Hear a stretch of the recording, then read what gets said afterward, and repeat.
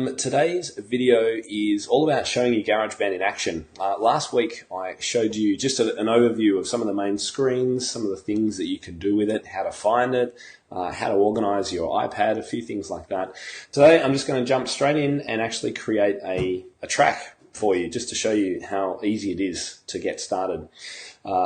One of the things you'll find when you start playing with GarageBand, and when it comes to any of these kinds of new apps, if you're new to a system like this, then do try to spend some time exploring. You'll find that while I can give you step-by-step guides of how to do things, you're going to have much more success and fun and find it interesting if you just go in and explore it. And it's actually, excuse me, not too difficult to do that. Okay, so let's flip over to the other camera and jump right into our creation of our new track. So for those of you who were here last time, you will be aware that this is the main GarageBand screen. And if you're new to GarageBand, then this screen may well be blank. So this will fill up. Don't worry if it doesn't look exactly like this right now. So what we're going to do to create a new track is just click the plus in the top left corner there, and the top, you can't see this, I know on this camera, I'm not sure why, but the top link there is create new song. So we're just going to go to create new song. And then we're in the instrument selection panel. So if you just flip through, you can choose whatever instrument you'd like to start with. Now what I thought we'd do for today's demonstration is actually create a really easy, simple backing track for a 12-bar blues. So I think probably the most important thing to start with for something like that is a drummer. And you've got two options for drums, and I won't go into all the details now, but the drums I'm going to use today for this demonstration is this drummer here. So I'll just click once on that. And what you've got in the middle here is a person. This one says Darcy. So if you click on Darcy, you can find out more about them, and you can flip to other drummers in the list. Now, I know Darcy does kind of pop beats. You can see, if you're going to create a track, or your students are that need more R&B, then you might choose Mason. Or if you're going to do some electronic dance music, then you might do one of the other people. So they all have certain styles, I guess. So the closest to a 12-bar blues is going to be Darcy, I think. So I'm going to choose him. And you can now flip through. There's a few different grooves that he's got in his list here. So if I press play,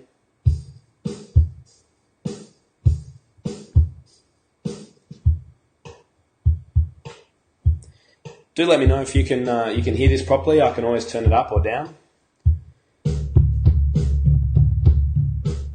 It's a bit more jungle.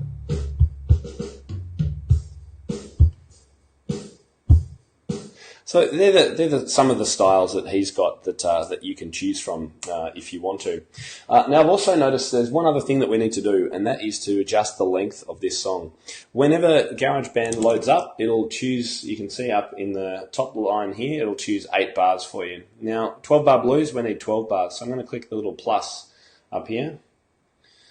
And I'm going to click on section A. What we're seeing is section A, which I know it's really hard to see. See if we can either see that at all. Oh, there it is. See the section A? Sorry about that. I don't know why the white menus don't show up so much. I'm just going to click once on that. And then you can see the number 8 here. This is the number of bars. So I'm just going to flick that up to number 12 and then go back and just click on the background to go away from that. So you can now see the top line now has 12 bars in it, which is what we want. And this style of drum choice that we've made today has actually filled the whole line. This is already filled with information. If I turn it on the side again, they're really hard to see on this camera. But rather than having to sort of hit record and actually record this drum track in, using this particular option for the drums means it's already filled in. Now we do have an issue though. If I have a listen to this drum beat, it's very much straight, and we want to for our blues. So if you see down the bottom left, it says swing note. I'm going to click that, and let's go a heavy 8th swing. Dum bum bum bum bum bum bum bum bum. I think that's good. Okay, so we've got our swing bass line in. So that's pretty cool. And that wasn't very difficult. And actually, we don't need to do anything else. We don't even need to hit record. It's all in there. One thing that has happened, though, is that I can hear, can you see there's this tiny little cut above and below? This is actually two separate tracks, or two separate recordings. Darcy's built to run on 8 pars, and we've now extended it to 12. So there's a little fill at the end here, if you have a listen, which is not really where we want that. So what I'm going to do is I'm going to head to track view, which is this one up here.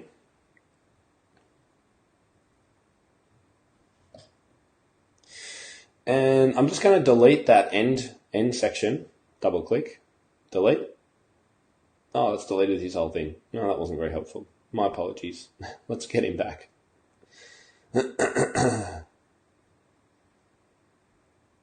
I was just going to extend that out, but it's obviously hasn't worked in that way. So I'm just going to leave that. We can edit that later, but it's not too much of a problem. Let's just add that swing back in. We'll have the swing heavy. Okay, so we've got our bass player, our drummer in. I think the next thing we should probably add in is a bass player. So let's go to our instrument choice, and we'll find the bass.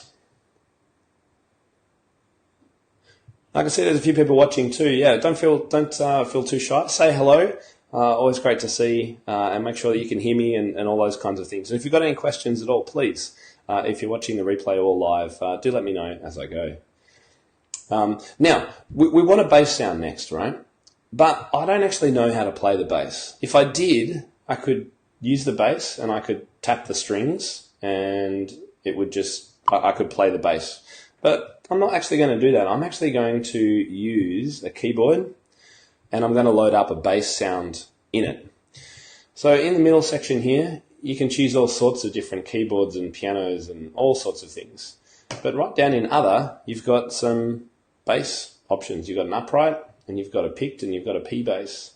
So I'm going to choose, let's see, a P bass.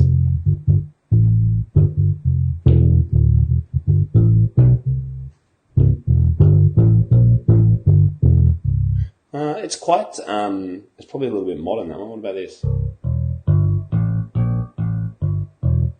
That sounds pretty good. So I'll go done. And now what I'm going to do, hit the back button and I'm going to hit record. And I'm going to record in a bit of a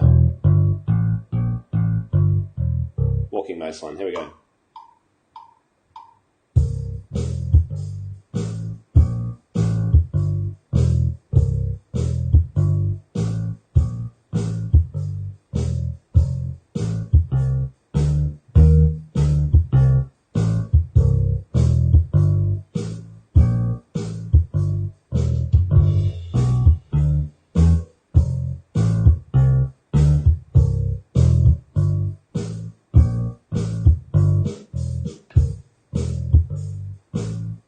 Okay, did you hear what happened to the drums halfway through? When it went to that second section of the drums, it went back to the straight feel, so we'll have to fix that up. Let's do that quickly now. I'm going to go back to the track view, and here's the section of Darcy that isn't swung, so I'm going to click on this. Let's go, you know what, I'm sure I can drag, yeah, there we go, drag this one out. It's better. Yeah, now I just want to make sure.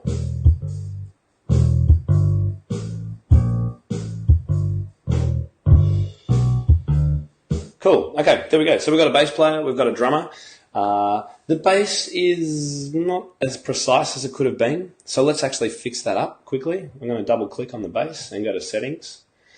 And I'm going to use something called quantization. I'm going to click that. And the beat that I'm playing the bass in is all quarter notes. So I'm going to click on quarter notes. It's just going to put every single bass note exactly on a beat now. So it's going to be absolutely metronomically perfect.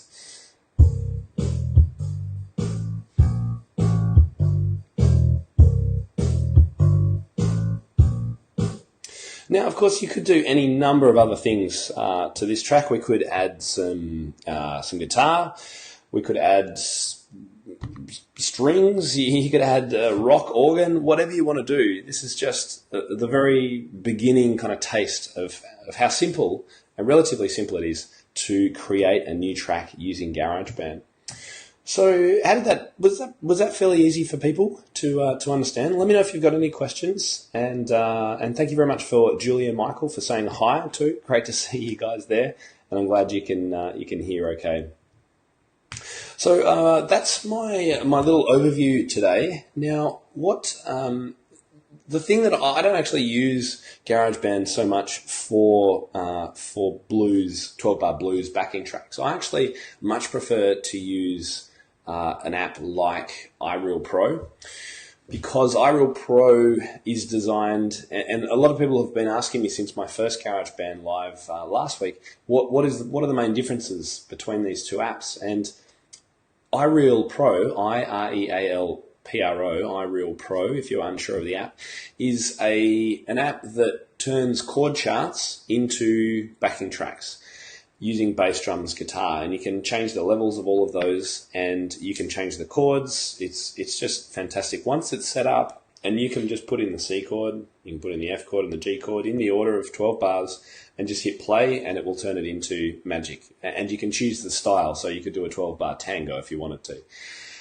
It's just great for those simple chord-based backing tracks. That's what I really use it for. So the demonstration that I've given you today on GarageBand is just a demonstration of how to create a track. It's not how I would personally tend to use it. What I tend to use GarageBand for is much more what I showed you last week, which is for composing with my students. So, and I think I played you an example of this track by one of my students, George. He was doing some 4-chord composing, so he came up with a chord progression, and then with literally a few clicks, was able to turn that into a pretty impressive sounding track.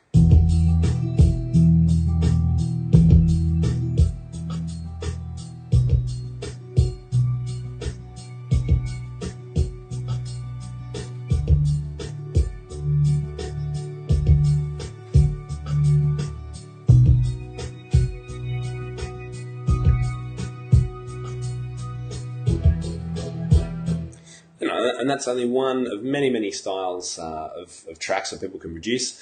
And I've had quite a few students do sort of electronic dance music, which is great fun on here because it's got so many different effects and drum machines and beats and bass and grooves. It's phenomenal. So that's more what I use GarageBand for. And that's what I'm going to show you and demonstrate live when I do my webinar at the end of this month. So I did want to mention that to you. So today's was all about just a quick overview of how you can just create a track and add some instruments using the 12-bar blues as a demonstration. But what I really want to show you is how I use it for 4-chord composing. So how you can take a student's chordal-based composition and enter those chords into GarageBand and have it create the most epic arrangements you've ever heard of. So what I'd love for you to do, if you are interested in finding out more about this, and again, seeing me do it live, timtopham.com/webinar is where I'll be going through that exact process. So we'll go into a little bit more of the depth, some of the background behind GarageBand, what it's good, bad for, what you need, how it works, and then exactly how I use it for that 4-chord composing. And if you did miss last Monday's or Sunday, wherever you are in the world, Facebook Live on GarageBand, then you may have missed grabbing this, which is a great resource that I've put together for a reference of what all the buttons do on each of the main pages. So if you didn't get that and you'd like to grab that, then it's still available, and you can just type guide into the comments. And you'll be able to grab that whenever you wish. All right, so that's 4 pages, just explaining the main views. And this would be great for if you're just starting out with GarageBand and literally, maybe you've got a day on the weekend or something that you can just spend a little bit of time, spend an hour or so working out how to use it. You can put this next to your iPad. You can have this video playing or last week's video playing, and you can just go through it, and you've then got a really great reference for how to find out what all those buttons do. Just have a quick reference for you so you can print that out. Good to see some people are grabbing that now. That's absolutely fantastic. And as per on the screen there, timtopham.com/webinar. I'd love for you to join us. We're going live in the last week of May. It'll be a Sunday afternoon or evening. In fact, it'll be about exactly this time again in about 2 weeks' time, which is when that will be happening. Andrea, great to see you there. Thanks, Andrea. Very happy to bring the GarageBand resources your way. In fact, you were one of the many people actually who've pushed me for quite some time to do these GarageBand resources. So, yes, I'm really looking forward to putting this out. As part of the webinar, of course, I'm also releasing a full 10-module video training course with handouts and downloads all about GarageBand. You can actually watch me do this live at my piano. It's will be available to all my InnerCircle members in 1 week's time, and then to everyone else who cares to grab it and who's interested in it. When we go live on that webinar, I'll be introducing people to that full course and letting you know more about what's in it and what's available there. Jeannie, is that right? Yes, but you just need to type guide. Don't type anything else. Just type guide in a comment.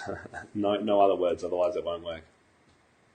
Julie says, Tim, I couldn't print the guide. Am I able to access it by email, please? Julie, yeah, I could probably do that. But look, the best thing to do is if you just did you access it last week would be the question. It should be the same document, of course. When it opens up, if you would like to export it to a printer or to another computer or something like that, once it's open on screen, just click there's that box with the arrow coming out of it, will allow you to save it to a Dropbox or email it to yourself or something like that. So Julie, hopefully you'll be able to do that. And if it was from last week, just write guide again, the thing will pop up.